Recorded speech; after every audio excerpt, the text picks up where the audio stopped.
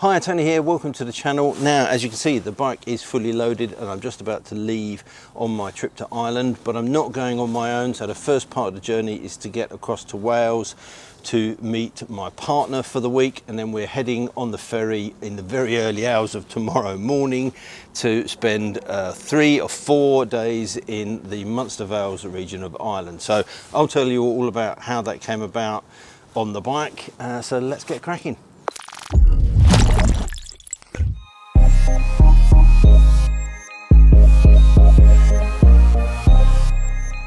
So let's tell you about the trip. If you follow the channel, you will know that I went across to Ireland with Honda earlier in the year. We did a trip from Dublin to Cove to Tipperary. I've never ridden in that part of Ireland before. Actually, I've never ridden in Ireland at all before.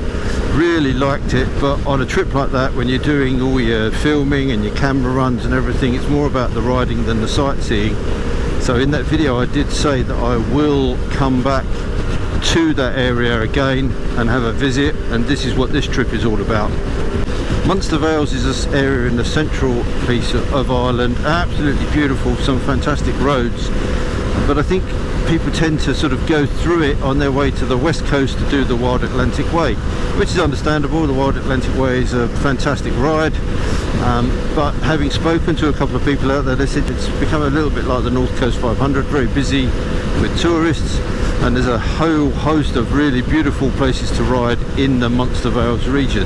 I've been helped by a local, a chap called Paul, who's helped me with routes and places to go and see, and I've spoken to the tourist board out there, and Trina's really helped me in terms of places that we should go to and places to stay and all that sort of stuff. So today is going to be a bit of a boring journey. I'm not going to include most of that in the video because I've just got to get from here to Tenby in South Wales, which is about 300 miles roughly. The weather looks good at the moment, but there are thunderstorms forecast, so we'll see how that goes. But the reason I'm heading to Tenby is I'm meeting up with my mate Charlie Dale. Anybody that's watched Casualty or any TV or stage work in the UK, he's quite a well-known actor. We met a few years ago when I had the Street Twin. Charlie had a Street Twin as well. We hit it off, and I thought, well, let's go out there together. He's got the time to do it, so we're going to have a tour around. So I'll introduce it to Charlie in the video. This bit of the journey pretty damn boring, so I'll pick you up again when I'm in the beautiful part of South Wales. So until then, I'll see you in a bit.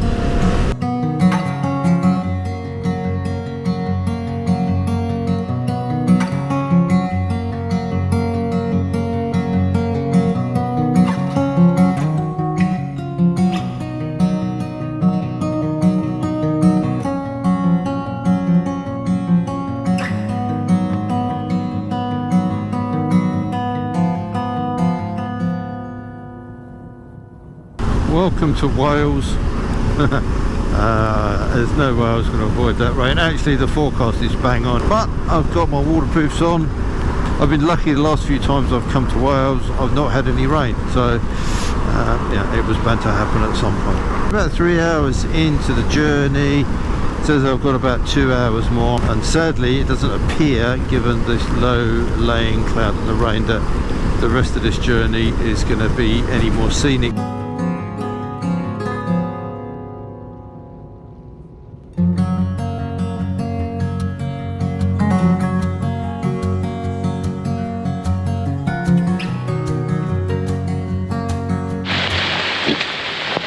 Welcome to sunny Tenby. Absolute cloudburst, and that's the state of what's going on at the moment. But the bike did well, 280 odd miles, average 60 miles per gallon, so not too bad at all. I'm just going to try and sort some bits and pieces out and then get my head down for a little bit. It didn't stop raining all the way in, so unfortunately I was going to do a meet and greet with Charlie, but it just didn't work. I was soaking wet, we had loads of stuff to sort out.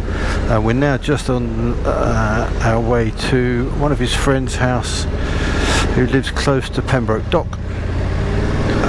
Crossing isn't till 2:45. It was either that or 2:45 in the afternoon, which didn't give us much time tomorrow, so Yeah, it's a 4-hour crossing. It means we'll get there at 6:45 and we've got the entire day to ride, but it could be a long day today if we don't get much sleep. So after a few hours at Drew's drinking tea and eating biscuits at around 2:15, it was time to head over to the ferry. Luckily it had stopped raining, and luckily the ferry was very quiet as well, so we nipped onto it very quickly. We had booked ourselves into the club lounge on the ferry, so at least we had some comfy seats and complimentary soft drinks and snacks. But as it happens, because the ferry was so quiet, we were able to swap that for our very own cabin, which meant at least we could lay flat out for an hour and a half, potentially 2 hours, try to get some sleep, so we were a little bit fresher for our arrival in Rosslare the following morning. Thank you. And welcome to Ireland.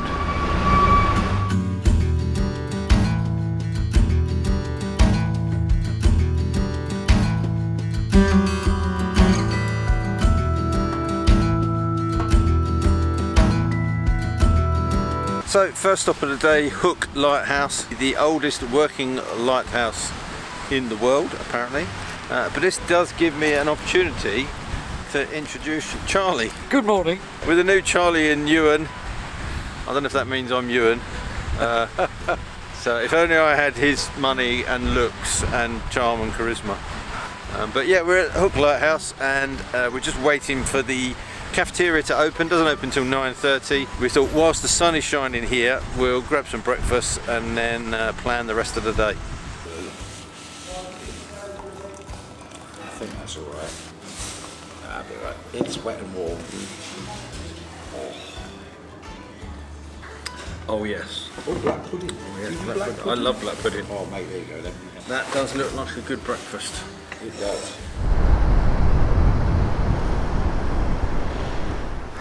Yeah, well worth a trip out to this place. Now I've not got to try and fall base over apex on the way up.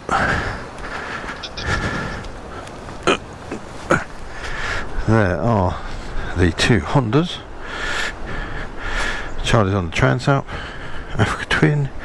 We're both set up actually with the same luggage, but I can manage. Appears that I've packed lighter than Charlie.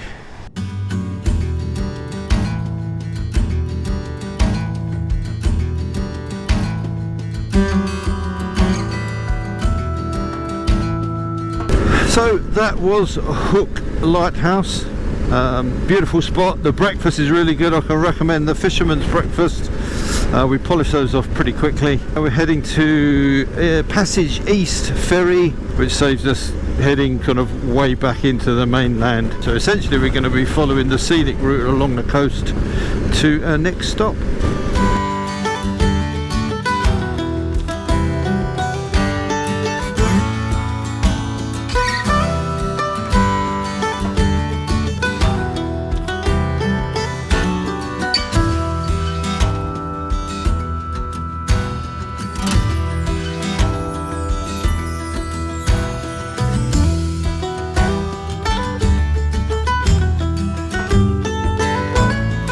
Say hello, Charlie. Hello, Charlie.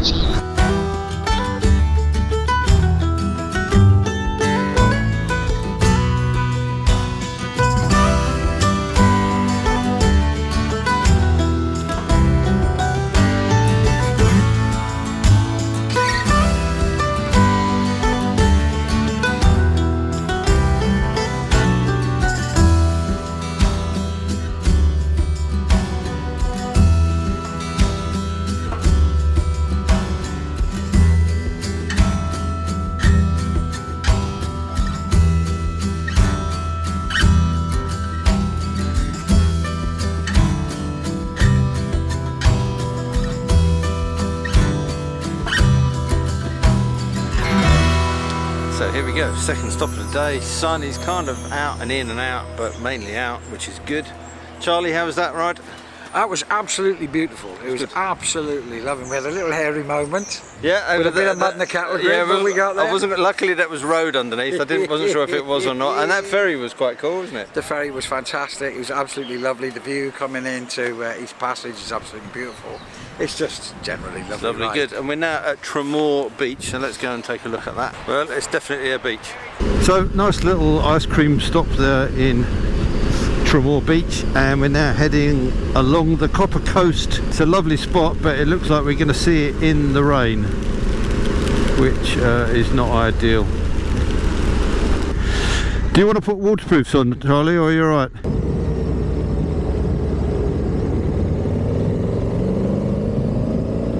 Well, I guess it wouldn't be Ireland without a little bit of rain, but yeah, Kilmurrin Cove was lovely. Last time I was here it was actually sunny and warm, and it had been sunny and warm up until 10 minutes ago, and now we've got a little bit of rain passing over.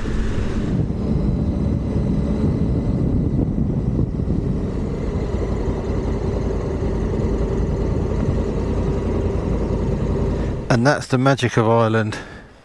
5 minutes later, the wind's dropped, the sun is out. Been able to get the drone up, and so at Kilmurrin Cove here, or Kilmurrin Strand, we've got a festival at the moment where lots of beach artists from all around the world. There's people from Ireland, there's a couple over there from Scotland, there's people from New Zealand, and they come and make art on the sand, and a drone is a good place to get that footage. It is still a tad windy though, it was struggling a little bit, so I got what I could. And then we're going to disappear off there, up over the top of that hill. And Charlie is ready to go. If you're this part of the world, you've got to come down to the Copper Coast. Look at that.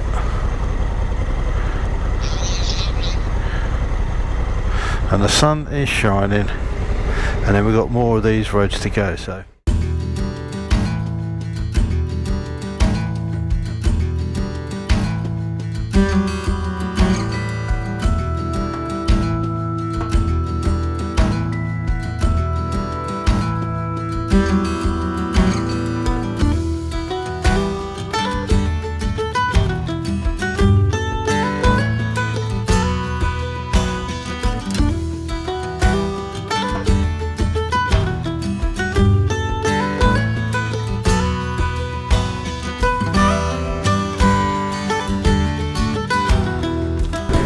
From torrential rain, the sun is now coming out again. I think that could be the story of our week. But Charlie's singing in my ear holes, and the world is a good place. Well, we've just been going from in and out of rain showers, so we're now into County Cork, and we're just making our way up towards the hotel. It's still quite early, sort of 2 o'clock in the afternoon, but we did have a very early start this morning. And what we don't want to do is overdo it on day one with very little sleep last night.